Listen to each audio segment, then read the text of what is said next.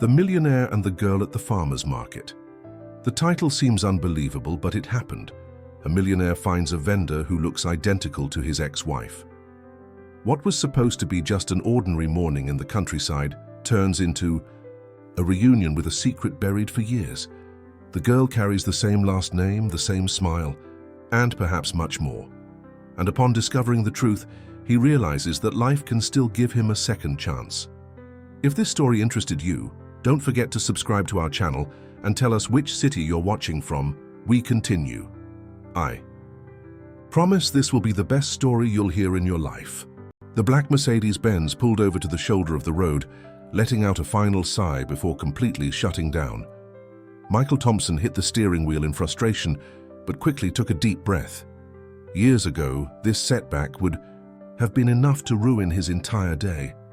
Now at 42, after building a real estate empire, he had learned to better control his impulses. He grabbed his phone, made a quick call to roadside assistance, and got out of the car, loosening his Italian tier. The heat of rural Illinois was relentless that Sunday morning. The country road was deserted, except for a colorful activity a few meters away. A farmer's market set up with simple stalls and improvised canopies. Michael checked his watch. The tow truck would take at least an hour to arrive. With no alternatives, he decided to walk over. Perhaps he could buy some water, find shade, and make some pending calls. As he approached, the contrast was evident. His $3,000 Italian suit stood out from the simple clothes of the farmers. Some curious glances followed him, but Michael was already used to being noticed. What he didn't expect was that his own gaze would be captured so absolutely. That's when he saw her, a girl of approximately 8 years old, brown hair tied in a messy ponytail, organizing tomatoes at a small stand. There was something about her, in the way she carefully arranged the fruits with meticulous care, in the way she smiled at customers, that made him stop, paralyzed. It wasn't just the childlike sweetness that touched him. It was something much deeper and disturbing. The face of that child, with a small scar on her chin and a slightly crooked smile, was the spitting image of Sarah. Sarah Collins, the only love he had never been able to completely forget, even after 8 years. Michael swallowed hard, feeling his heart race. The resemblance was striking. The same almond-shaped eyes, the same delicate nose, even the way she tilted her head to the side when paying attention to something. It was like seeing a ghost materialized in the most unexpected form possible. Without realizing it, his feet guided him to the stand. The girl looked up when he approached, and Michael felt a chill. They were Sarah's eyes, with the same curiosity mixed with a slight melancholy that had always intrigued him. "Good morning, mister. Would you like some tomatoes?" "They're fresh, picked just this morning," said the girl, with a soft and confident voice. Michael hesitated, unable to formulate a coherent response. "Yes, of course," he finally muttered. "They look great." As the girl selected the best tomatoes, Michael tried to organize his thoughts. The resemblance couldn't be a coincidence. But what did it mean? Sarah had disappeared from his life after their troubled relationship ended. The last news he had of her, through mutual friends, was that she had moved to the countryside. After that, silence. "What's your name?" he asked, trying to sound casual. "Emily," she replied, handing him the bag of tomatoes. "Emily Collins." The last name hit Michael like a punch to the stomach. Collins, the same last name as Sarah. The timeline began to form in his mind with frightening clarity. He and Sarah had broken up almost 9 years ago. This girl was approximately 8 years old. The pieces were starting to fit together, forming an image he had never imagined. "Do you always come help at the market?" he asked, trying to maintain his composure. "Every Sunday. My grandma says it's important to learn to work from an early age." She pointed to a gray-haired lady who was attending to customers in another part of the stand. "And your parents?" Emily's smile disappeared for a moment. "My mom left us when I was born. I never knew my dad." The words fell heavily between them. Michael felt his mouth go dry. "I'm sorry," he managed to say. An elderly woman approached, placing her hand on Emily's shoulder. "Is everything all right, dear? Who is your friend?" "He's just buying tomatoes, Grandma. His car broke down on the road." The older woman looked at Michael, with an expression that mixed curiosity and slight distrust. "The road isn't a good place to be stranded. You can wait for your assistance here if you'd like." Michael thanked her, formally introducing himself. "Michael Thompson. My car is just a few meters from here." Upon hearing his name, something changed in the woman's eyes, a brief flash of recognition, quickly masked by a polite smile. "Martha Collins," she responded, extending a hand calloused from work. "Welcome to our market, Mr. Thompson." During the next hour, Michael remained near the stand, watching Emily interact with customers, noting every gesture, every expression that echoed Sarah. He chatted with Mrs. Collins about trivial matters, the weather, the harvest, life in the countryside, but noticed that the woman was studying him with discreet attention. When the tow truck finally arrived, Michael felt torn. Part of him wanted to stay, ask more questions, confirm the suspicions that now consumed him. Another part was terrified by the implications of what he was beginning to discover. "I need to go, but I'll return next Sunday if you don't mind," he said, giving Mrs. Collins more money than the tomatoes were worth. "This much isn't necessary." She tried to return the excess. "Please keep the change. The tomatoes are perfect." He looked at Emily one last time. "It was a pleasure to meet you, Emily." "Will you really come back?" asked the girl, with a hope in her voice that disconcerted him. Michael smiled, feeling a lump in his throat. "I promise." Back in the city in his penthouse apartment with a view of the Chicago skyline, Michael couldn't concentrate. Monday's meetings, pending contracts, multi-million-dollar real estate projects, none of it seemed important now. His mind was fixed on Emily, on the scar on her chin, on the crooked smile so familiar, on the Collins last name. He made a decision. He picked up the phone and dialed the number of an old contact. "Marcus, it's Michael Thompson. I need your services for a discreet investigation. It's personal, extremely personal." In the weeks that followed, Michael reorganized his schedule to visit the market every Sunday. Each visit confirmed his initial suspicion. Emily wasn't just similar to Sarah. She was the spitting image of the woman he had loved intensely. The approach was gradual. He brought small gifts, a children's book, a hair clip, a box of colored pencils when he discovered she loved to draw. Mrs. Collins observed everything with attentive eyes, but allowed the approach. There was tension in her gaze, as if waiting for the right moment for an inevitable conversation. The detective's report arrived on a rainy Tuesday. Michael cancelled all his appointments and read every word with his heart racing. The truth was there in black and white. Sarah had discovered her pregnancy shortly after the separation. She had decided not to tell Michael, convinced that he, obsessed with his rising career, would not be interested in starting a family. She moved to the countryside, to her mother's house, and Emily was born 8 months later. The birth certificate confirmed. Only the mother's name was on the record. The discovery left Michael in a state of shock.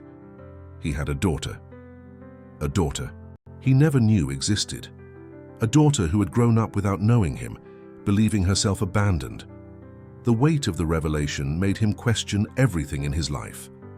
The choices he had made, the priorities he had established, the person he had become. The following Sunday, he arrived at the market earlier than usual. He needed to talk to Mrs. Collins before Emily appeared. The woman received him with a look, suggesting she had been expecting this moment. "You knew who I was from the beginning, didn't you?" Michael asked without beating around the bush. Martha nodded slowly. "Your face on television, the eyes just like yours. How could I not recognize you?" Mrs. Collins led Michael away from the market, toward a small wooden bench under a leafy tree. The buzz of customers and vendors was left behind as they sat side by side, carrying the weight of secrets kept for years. "Sarah never wanted you to know," began Martha, looking at the horizon. "She was convinced that you would choose your career over the family you could form." Michael swallowed hard. "She didn't give me the chance to choose." "You had already broken up when she discovered the pregnancy. The last weeks together were difficult. She told me about the arguments, about how you said children weren't part of your plans for the near future." The words hit Michael like an uncomfortable mirror of his past. It was true. In his early 30s, he had been obsessed with building his real estate empire. He constantly talked about waiting for the right time for a family, always pushing that moment to an undefined future. But it was my right to know, he argued, feeling a mixture of anger and sadness. Martha sighed deeply. Yes, it was. Believe. Me, I tried to convince her. But Sarah was stubborn, you must remember that. She didn't want to be seen as an obstacle to your dreams, or worse, as someone trying to trap you with a pregnancy. Michael ran his hands over his face, absorbing the painful truth. 8 years lost. 8 birthdays, first steps, initial words, drawings, on the refrigerator. Moments he would never recover. When Sarah left us, continued Martha, choosing her words carefully, she left letters for Emily. One for each birthday until she turns 18, and she left one for you too in case you ever discovered Emily. She left a letter for me.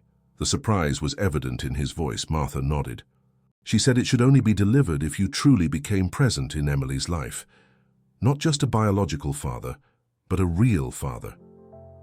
Before Michael could respond, they spotted Emily walking toward them, a smile lighting up her face as she recognized the regular market visitor.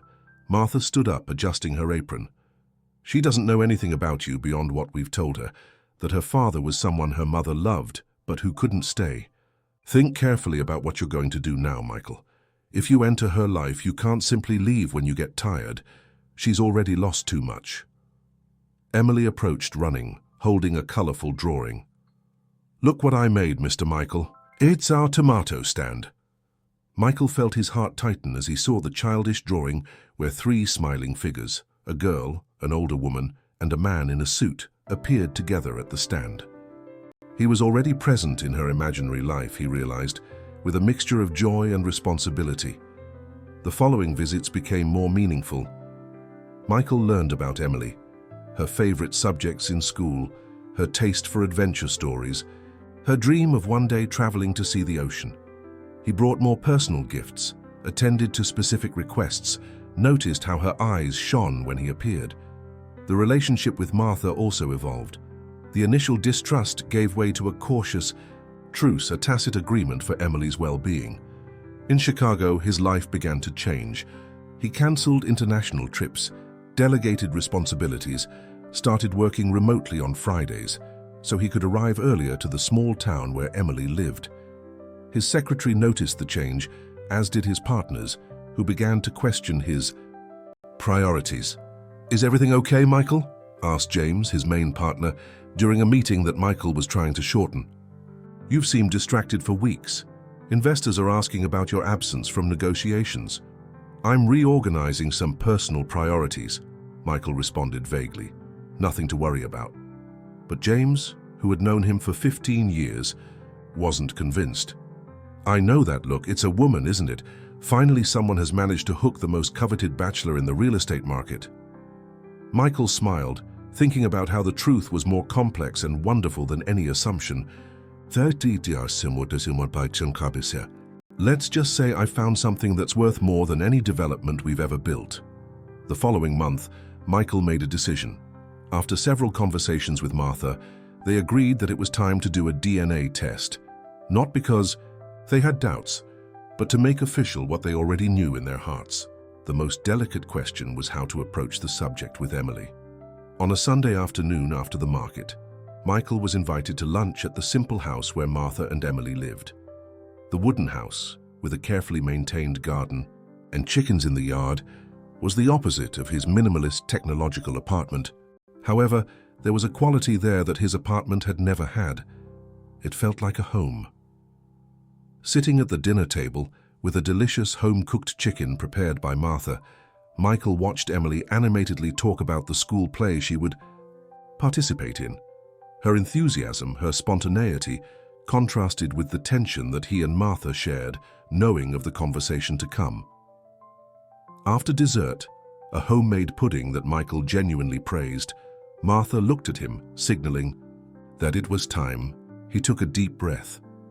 Emily, I need to tell you something important, began Michael, feeling his heart race. Something that might change the way you see me. The girl looked at him with curiosity. What is it, Mr. Michael? First, I want you to know that in the last few months, getting to know you has been the best part of my life. Each Sunday, each conversation, each drawing you've shown me, all of this has become very special to me. Emily smiled, but her eyes revealed an intelligence beyond her age, as if sensing that something important was about to be revealed. Many years ago, I knew a wonderful woman named Sarah. We loved each other very much, but sometimes love isn't enough when people have different dreams. Emily's eyes widened at hearing her mother's name. Your mother and I separated before she knew she was pregnant. With you. She decided not to tell me, for reasons that only she could fully explain. I believe she wanted to protect you, wanted to ensure that you grew up in an environment of true love, not obligation. Tears began to form in Emily's eyes. Martha moved closer, placing her hand on her shoulder. "What are you saying?" asked Emily, her voice trembling. Michael felt the weight of that moment, the weight of the truth that would change two lives forever. "I'm saying that I believe I'm your father, Emily, and I would like, if you'll allow it, to take a test that can confirm this." The silence that followed was deafening.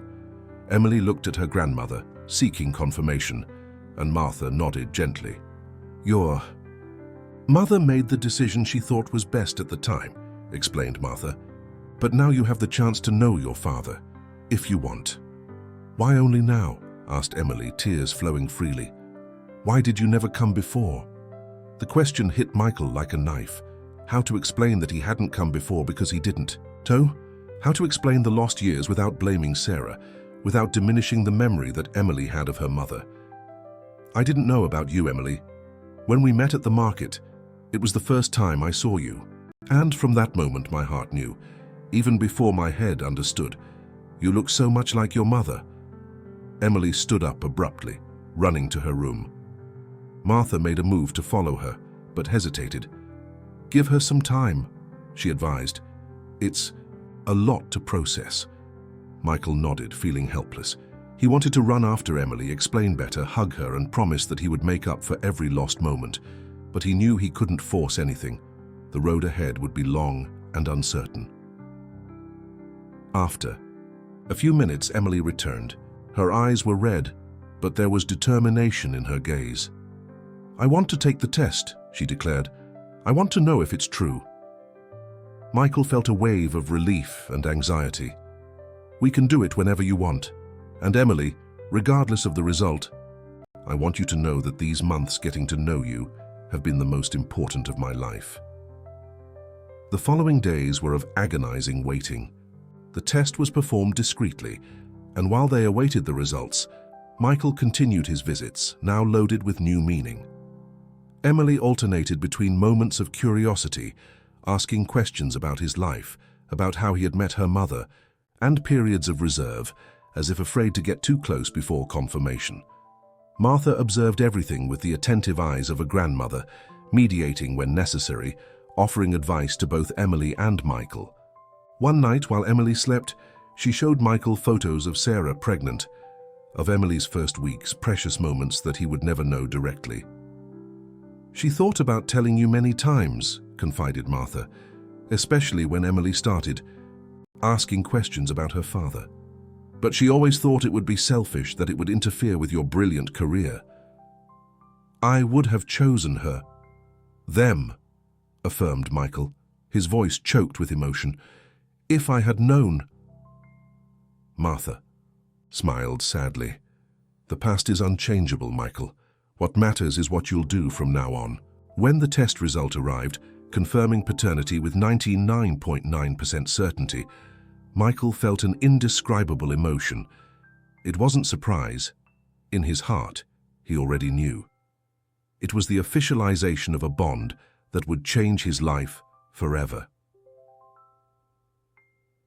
Emily received the news with a complex mixture of emotions. There were tears, difficult questions, moments of silence. But there was also, to Michael's surprise, a spontaneous hug that was worth more than 1,000 words. "Can I call you Dad?" she asked shyly, looking at the floor. Michael felt the world stop. In all his years of negotiations, million-dollar contracts, and professional achievements, nothing compared to the simplicity and power of that question. "It would be the greatest honor of my life," he responded, kneeling to be at her height. The following weeks brought a new reality for Michael. For the first time in his adult life, his business meetings and real estate projects were relegated to the background. His calendar was now organized around very different commitments: school meetings, swimming lessons, homework help sessions. The adaptation wasn't easy. After the DNA test and the formal recognition of paternity, Michael had to deal with practical aspects he had never imagined. Documents were updated, the Thompson surname was added to Emily's records, and difficult conversations happened about how to proceed from there. "I want to participate in everything in her life," insisted Michael during a serious conversation with Martha. "I want to make up for lost time." Martha observed him with a mixture of hope and skepticism. "Life doesn't work that way, Michael. You can't simply compress 8 years into a few months. Building a relationship takes time, patience. I'm willing to have both," he assured her, but reality soon proved more complex than his intentions. His corporate world began to exact the price for his absences. His partners, initially understanding, became increasingly insistent. "3 cancelled meetings in 2 weeks, Michael," pointed out James in his office in the penthouse. "The investors in the Riverside project are getting impatient. We need you present." Michael took a deep breath, looking out the window at the Chicago skyline. "Hire more people. Delegate more. I'll do what I can, but I have personal priorities now." "It's about that girl, isn't it? I heard rumors. Is it true that you discovered a daughter?" The news, as expected, was already circulating in the business world. Michael nodded, seeing no reason to deny it. "Yes, I have an 8-year-old daughter, and I'm trying to build a relationship with her." James shook his head, between surprise and concern. "That explains a lot. But Michael, you built this empire. You can't simply reduce your involvement by half." "I'm not reducing it by half," responded Michael firmly. "I'm reorganizing, there's a difference." In the small town, other challenges emerged. The news that the rich man from the city was Emily's father spread quickly. At school, children began to treat her differently, some with excessive curiosity, others with poorly disguised envy. Emily, used to being just another regular student, didn't know how to handle the sudden attention. "They keep asking me if I'm going to move to a mansion," she told Michael one afternoon as they ate ice cream in the town square. "Megan said that now I'm going to study at a rich kid's school and never talk to them again." Michael felt a tightness in his heart. "And what did you answer?" "That you're my dad, not my bank," she responded with a sincerity that made him smile. "That's what Grandma taught me, that people aren't valued for what they have, but for who they are." Those simple words touched Michael deeply. Martha had raised a girl with solid values, something that all his money could never buy. Another unexpected challenge came in the form of David Wilson, the local science teacher and close friend of the family. Since Emily was little, David had assumed an almost paternal role. He helped with house repairs, took Emily fishing at the river on Sundays, was present at every birthday and school recital. When Michael began to appear more frequently, the tension between the two men became palpable. "So you're the famous Michael," said David at their first meeting, a handshake too firm to be merely cordial. "Emily talks a lot about you." "I hope." "Good things," responded Michael, noticing the protective look the teacher cast toward the girl. David smiled, but the smile didn't reach his eyes. "She's excited, of course. It's not every day that you discover your father is a famous businessman." The implication was clear. David suspected that Michael's interest was temporary, a novelty that would soon wear off when the reality of fatherhood became routine. In the following weeks, the silent rivalry between the two men grew. When Michael suggested an activity with Emily, he frequently discovered that David had already planned something similar. When he mentioned taking Emily to visit Chicago, David reminded everyone that the girl had commitments in town that couldn't be ignored. "He's just being protective," explained Martha, noticing Michael's growing frustration. David watched Emily grow up, dried many tears, celebrated many achievements. It's natural that he feels threatened. "I'm not here to replace anyone," argued Michael. "I just want my space in her life. A child's heart is big enough for many people," responded Martha wisely. "But you adults need to learn to share." The situation reached its limit when Michael proposed that Emily spend a weekend in Chicago to see his apartment and a bit of the life he led. David was vehemently against it, arguing that it would be too big of a cultural shock. "She has never left this town," pointed out the teacher during a tense dinner at Martha's house. "Suddenly throwing her into a world of luxury and ostentation could confuse her, create unrealistic expectations, or it could broaden her horizons," countered Michael. "Show her that there's a bigger world out there. I don't intend to throw her anywhere, I'll be careful." Emily, who was listening to the discussion from the next room, unexpectedly entered. "Why don't you ask me what I want?" The three adults fell silent, embarrassed at having been caught discussing the girl's future as if she had no voice. "I want to see Chicago," declared Emily with determination. "I want to see where my dad lives, know the place where my mom lived, and I also want to continue fishing with Uncle David on Sundays and helping Grandma at the market. Why do I have to choose?" The wisdom of that 8-year-old child left the adults without arguments. Martha was the first to speak. "It's decided then. Emily will spend this weekend in Chicago with Michael, and next weekend she'll go fishing with David as always." Emily's first weekend in Chicago was a revelation for both of them. Michael, accustomed to his bachelor routine and corporate priorities, had to completely adapt his apartment and his schedule. He bought board games, filled the refrigerator with food that a child would like, transformed the guest room into a welcoming space with shades of purple, Emily's favorite color. For Emily, Michael's world was like a different planet. The elevator that went up 30 floors, the panoramic view of the city, the pool on the terrace of the building, everything was new and fascinating. But what impressed her most were not the luxurious amenities. "You don't have photos," she observed, looking around the meticulously decorated but impersonal apartment. "Grandma has photos everywhere, of Mom, of me, even of our dog that left us last year." The observation caught Michael off guard. It was true, his apartment, decorated by a renowned designer, looked more like a showroom than a home. There were no visible memories, nothing that told his story. "I never thought much about it," he admitted. "I always thought photos were too sentimental." Emily frowned. "But how do you remember the good things without photos?" The innocent question opened a window to an uncomfortable truth. Michael had spent years focused on building the future, without celebrating or recording the present. His life was a succession of achieved goals, without pauses to appreciate the journey. That night, after Emily fell asleep, Michael found in a forgotten drawer some old photos of him with Sarah. He looked long at the face of the woman he had loved, trying to understand the choices that separated them. In one of the photos, they appeared embracing on a beach, genuine smiles, shared plans that would never be realized in the way they imagined. On Sunday night, when they returned to Martha's house, Emily was exhausted but radiant. She told her grandmother about the aquarium they visited, the movie theater with seats that moved, the restaurant where the waiter called her Miss. She showed the gifts that Michael had bought, with moderation at Martha's request, who feared that he would try to compensate for his absence with material goods. "And the coolest thing," concluded Emily excitedly, "is that we took a lot of our photos together. Dad said he's going to make a mural in his apartment." Martha raised her eyebrows, surprised by the change. She looked at Michael, who just shrugged, a shy smile on his lips.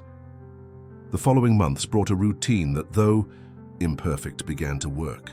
Emily spent 2 weekends a month in Chicago with Michael. He, in turn, completely reorganized his work to be present during the week whenever possible. He bought a small house in the small town, a few blocks from Martha's, to have his own space, without taking Emily away from her familiar environment. David, after initial resistance, began to accept Michael's constant presence. The turning point came when Emily got sick with a strong flu, and both men took turns at her bedside, too concerned about the girl's well-being to maintain rivalries. "She's lucky," commented David one night, as the two drank coffee in the kitchen, Emily finally sleeping after the fever broke. Many children don't have anyone who cares. She has too many people. Michael nodded, feeling that something important was being said. I never wanted to take your place, David. I know how much you mean to her. And I know that you won't disappear. At the first difficulty, admitted the teacher. I think that's what worried me. At work, Michael implemented significant changes. He promoted trusted people, reduced his workload, started doing more meetings by video conference. His partners, after initial resistance, began to notice that the changes didn't harm the business. On the contrary, the company operated more efficiently, less centralized on Michael's figure. You seem different, commented his secretary, Rebecca, who had known him for more than a decade. Lighter.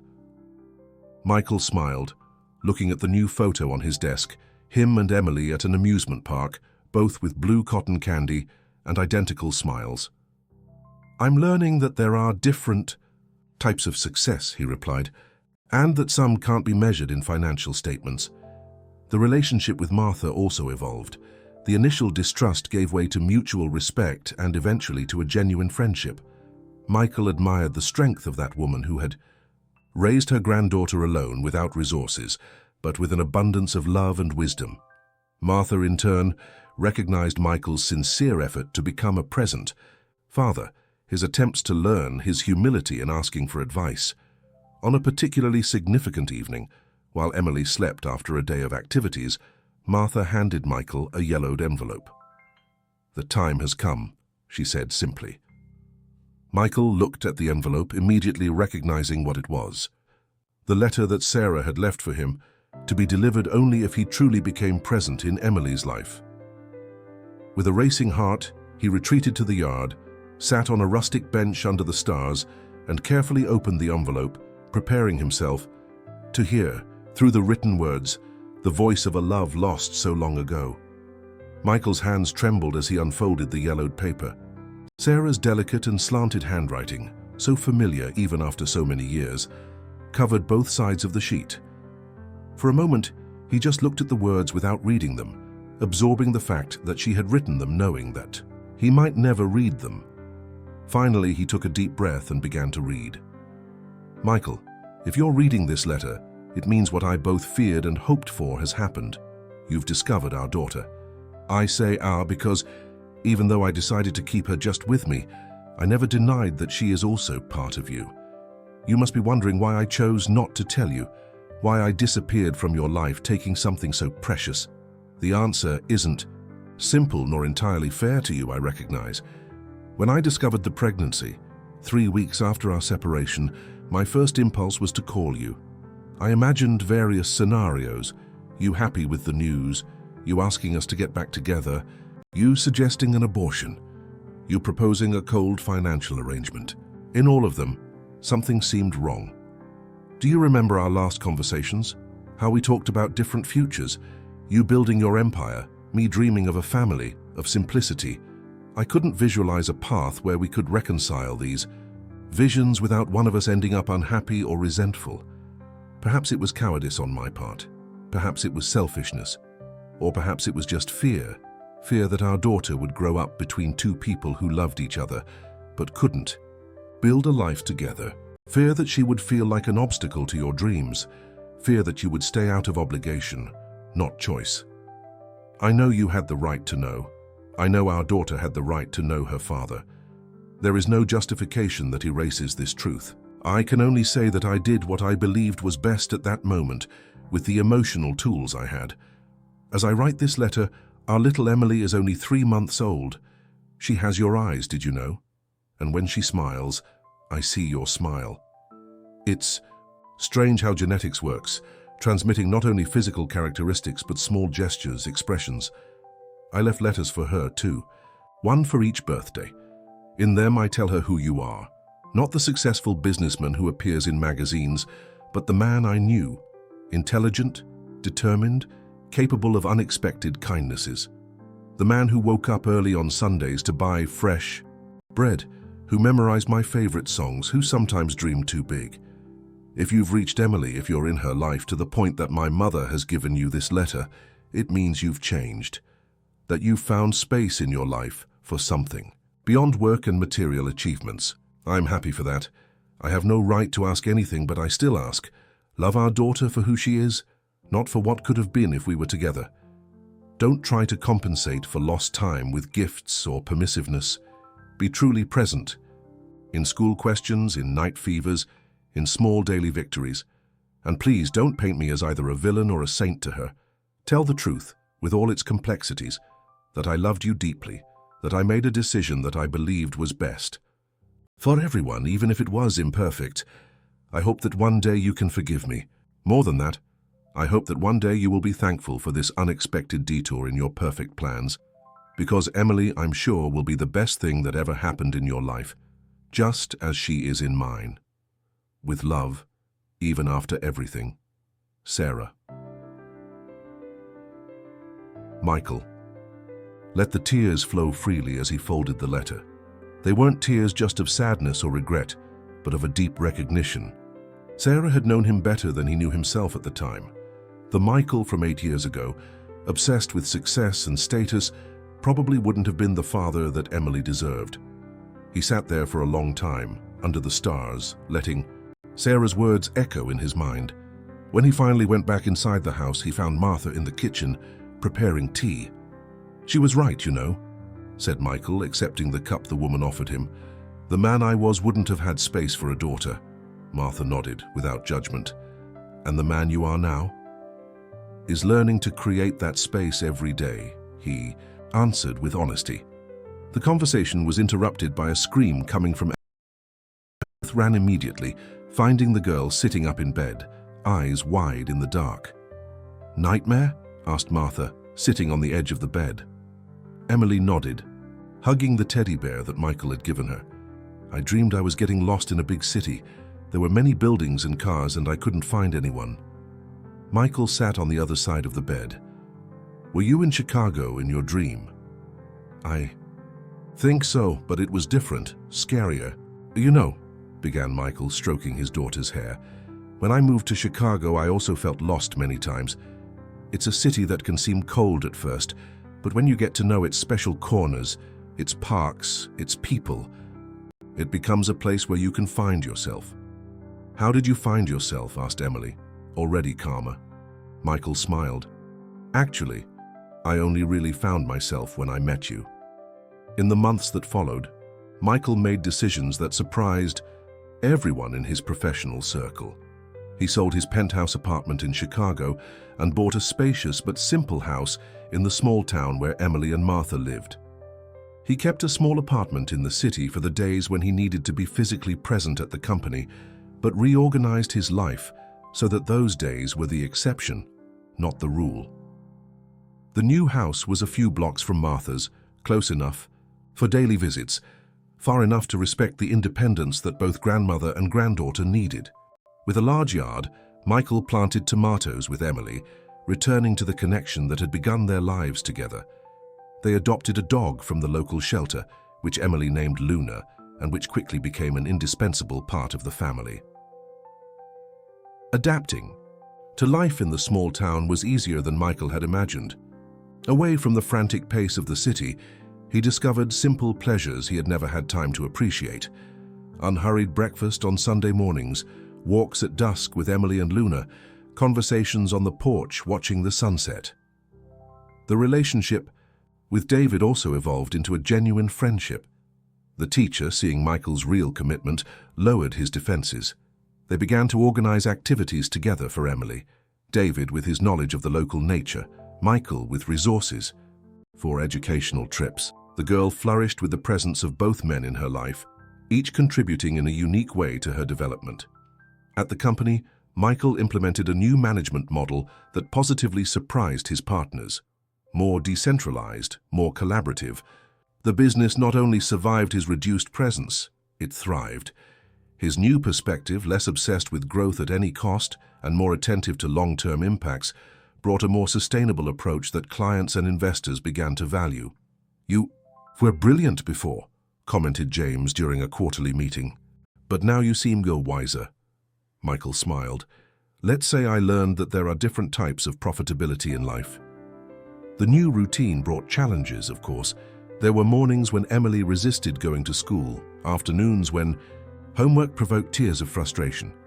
There were important meetings that coincided with school presentations, requiring difficult decisions. There were the first complicated friendships, the first serious misunderstandings, the inevitable moments when Emily tested limits, exploring how far she could go with this new father, still learning his role.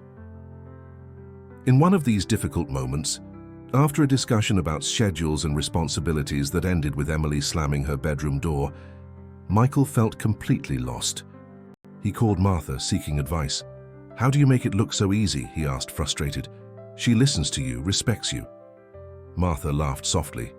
"Easy? Michael, I've raised this girl since she was a baby, and I still make mistakes every day. The difference is that I'm not afraid of making mistakes. I know that tomorrow we'll have another chance to get it right." Those simple words became a mantra for Michael. Not being afraid of making mistakes. Accepting that fatherhood was a winding road without a definitive map, where each day brought new territories to explore. On the first anniversary of the day his car broke down on that rural road, Michael organized a small picnic at the same place where he had first seen Emily. He brought Martha, David, some close friends that Emily had made at school. The simple table set up under the trees contrasted with the elaborate parties he used to organize in Chicago, but brought a genuine joy that no corporate event had ever provided. As he watched Emily running with other children, Michael felt a presence at his side. Martha had approached, holding a small wooden box. "This is the last thing Sarah left for you," she said, handing him the object. "She asked me to keep it, and only give it to you when I was sure that you had truly become a father in the complete sense of the word." Michael accepted the box with reverence. Inside, he found a small antique key and a simple note. "For when you're ready to let the past rest, essay." Martha smiled at seeing his confused expression. "It's the key to the house where Sarah grew up. The property is still in her name, although the house has been abandoned for years. It's on top of that hill." She pointed to a distant spot where a simple construction could be seen among trees. "Why would she keep the key for me?" asked Michael, intrigued. "Sarah always said that was the most peaceful place she knew, where she could think clearly, make difficult decisions. I think she wanted you to have a place like that too when you were ready." That afternoon, after the celebrations, Michael climbed alone to the small house on the hill. The simple construction was deteriorated by time, but still maintained a silent dignity. From the porch, one could see the whole small town, the rural road where his car had broken down, the beginning of a story he had never planned. He sat on the worn steps, contemplating how his life had completely changed in just 1 year. The workaholic executive obsessed with status had given way to a man who now measured success in different ways, in his daughter's morning smile, in the small daily achievements, in the roots he was finally creating. "You were right, Sarah," he murmured to the wind, "about everything." As he descended the hill, he found Emily waiting halfway, Luna at her side. The girl smiled when she saw him, that slightly crooked smile that was Sarah's legacy. "Grandma said you needed some time alone," she explained, "but I thought maybe it was enough time." Michael smiled, taking her by the hand. It was exactly the right amount of time. Together they walked back to town, father and daughter, followed by the skipping dog. The sun was setting on the horizon, painting the sky in shades of orange and pink. Michael looked at Emily, at the small scar on her chin, at the way she observed the world with curiosity and slight melancholy. In that moment, he felt an absolute certainty that no contract or negotiation had ever provided him. He was exactly where he should be. A few weeks later, Michael took Emily to see the old house on the hill. Together they cleaned the place, fixed what they could, transformed the abandonment into something new. In the yard they planted more tomatoes, a ritual that had become significant for both. In the process, Michael told more stories about Sarah, sharing memories he had kept for years. "She would be very proud of you," he said to Emily as they planted. of how smart, determined, kind you are." "And of you?" asked Emily. "Would she be proud of you too?" Michael paused, reflecting on the question. "I think she would be surprised at the very least. The Michael she knew wasn't exactly the one you know now." "I like this one," Emily declared simply, turning her attention back to the small tomato plant she had just planted. Those simple words brought a quiet certainty to Michael. He also liked more the man he had become, a man who had learned that true wealth didn't come from bank accounts or imposing titles, but from shared moments, joint growth, love offered without expectations. The life they built in the years that followed wasn't perfect. There were conflicts, adjustments, moments of doubt. As Emily grew, new issues emerged. Adolescence brought challenges that tested the patience and wisdom of all the adults in her life. There were difficult days when Michael questioned his decisions, nights when Sarah's absence weighed like a physical presence in the house. But there were also profound joys. The first time Emily won a science competition, guided by David. The trips they took together, discovering the world beyond the small town. The Sunday dinners at Martha's house, where 3 generations shared stories and laughter. The birthdays, celebrated twice. A simple party at the farmer's market where everything began, and another more elaborate one that Michael organized, finding a balance between his two worlds. The company continued to thrive under the new management model, proving that professional success and family presence could coexist. Michael became an advocate for more humane business policies, sharing his experience in occasional lectures. "The best investment I ever made," he frequently said, "was in time, not in stocks." On a quiet afternoon, sitting on the porch of the house on the hill that they had renovated together, Michael watched Emily, now almost 16, painting the sunset. She had inherited her mother's artistic talent, transforming colors and shapes into tangible emotions. Luna, now elderly but still faithful, slept at her feet, while Martha and David chatted animatedly about the latest school science fair. That simple scene, his unlikely family gathered in harmony, seemed like a miracle to the man who had once believed that success was measured only in professional achievements. The breakdown of his car on that rural road, which at another time would have been just an annoying setback, had proven to be the most precious detour in his path. Michael smiled, thinking of the irony of life. He had spent years building an empire, believing that would bring him fulfillment, and he had only found true fullness when he had learned to value what could not be bought or sold. The unconditional love of a daughter, the wisdom of a grandmother, the friendship of a rival turned ally, and the lessons of a woman who, even absent, continued to guide his path. On the table beside him, a basket of freshly picked tomatoes shone under the setting sun, living symbols of how the simplest sometimes contains the deepest truths. As Sarah had written in her letter, they were gifts that only remained if they were cultivated with time, attention, and genuine love. And Michael finally had understood the lesson. The end. Dear listeners, we hope that the story of Michael and Emily has touched your hearts. To continue this emotional journey, we've prepared a special playlist with equally captivating stories. You can find it by clicking to your left. If this narrative of love and new beginnings moved you, don't forget to subscribe to our channel and give this video a like. Every day we bring unique stories that explore the complexity of life and the second chances that destiny offers us. Don't miss our upcoming content.